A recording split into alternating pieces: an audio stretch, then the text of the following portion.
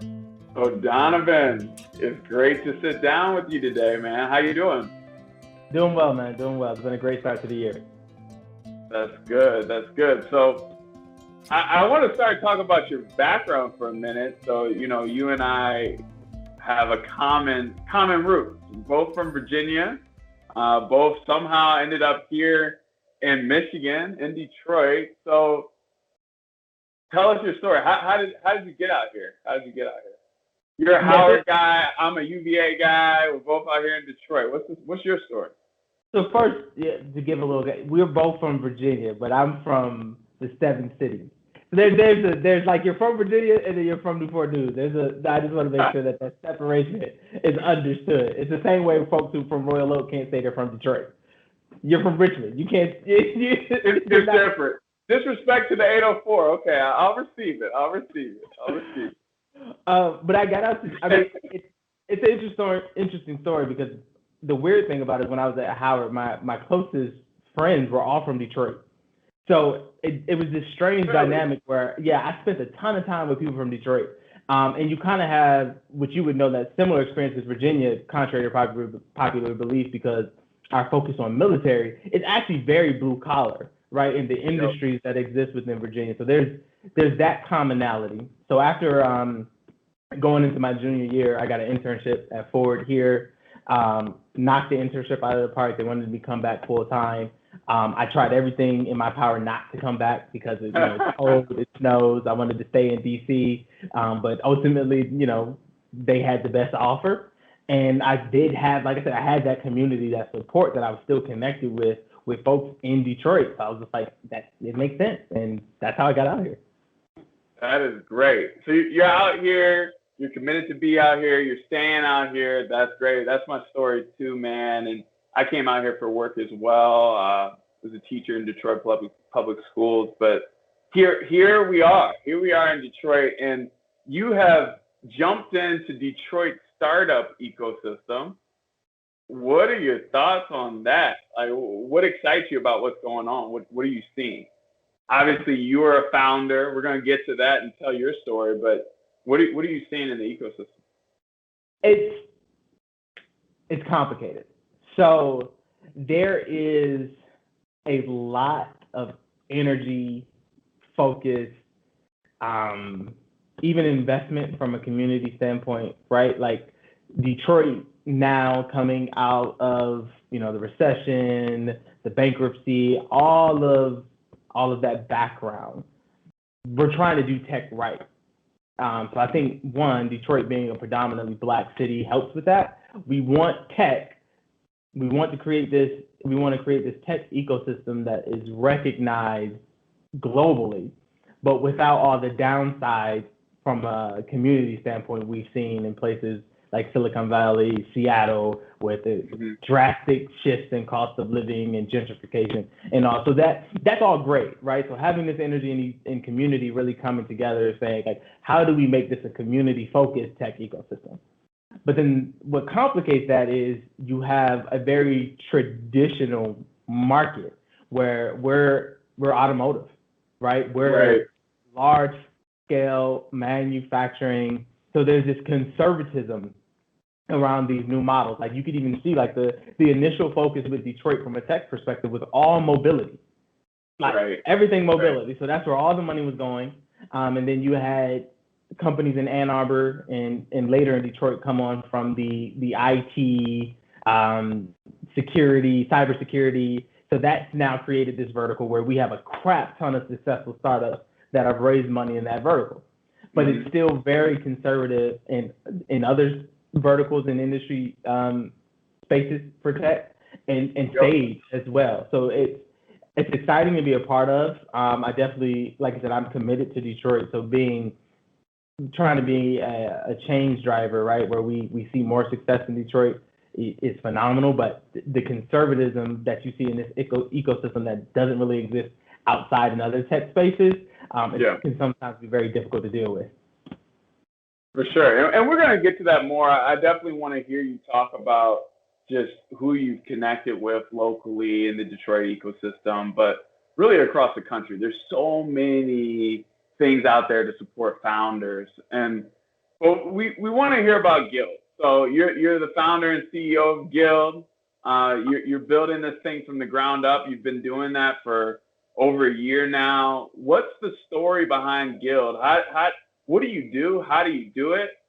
What's the why? What's going on? Who are your customers? So Guild is a marketplace platform where we use AI and machine learning to streamline the renovation process for both homeowners and contractors, with the goal of removing the confusion and insecurity within the process of two complete strangers collaborating on what happens to be the largest investment most people will make in their lifetime, which is their home.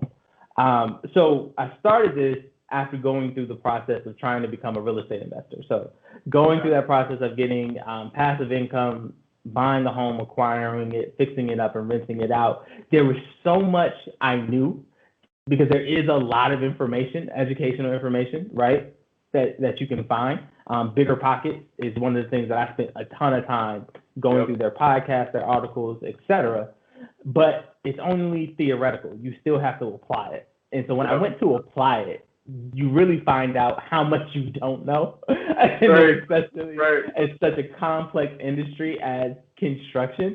And I just felt like for everything tech has done, I'm like, there has to be something that makes this easier. And it does not exist for a homeowner's perspective. There's a ton of stuff out that makes a contractor's job in managing their business easier. There are even tools out there that will help you connect to a contractor. But from a homeowner perspective, there is no technology that enables you to feel confident and secure that I know what's going on, I'm making informed decisions, and I'm not solely just relying on this general contractor to do right by me. For sure. And I'll say that as a homeowner, I thank you for starting Guild. I've been through my own fair share of home renovations, fix this room, fix this part. You have an old house, you're going to go through it. You know, one way or the other, you're going to go through it. And to have a solution that helps us, it's going to be great, man. I'm excited to be a customer. So, Donovan, you're a solo, non-technical founder. How do you do that, man? You talked about how conservative Detroit's VC market is. You've talked about how things are different here, and here you are, a solo, non-technical founder building a tech startup. Help me out here. Yeah. So, I mean, first of all, I had to kind of do a lot of research to find, is that even possible, right? And you'll find that there are a number of startups that actually were started by non-technical people. So for me, my background is in marketing and marketing research and strategy. So I already have part of the mindset you need to start a tech company, which is, can you identify a problem? Mm-hmm. Can you use data, customer discovery to create a solution?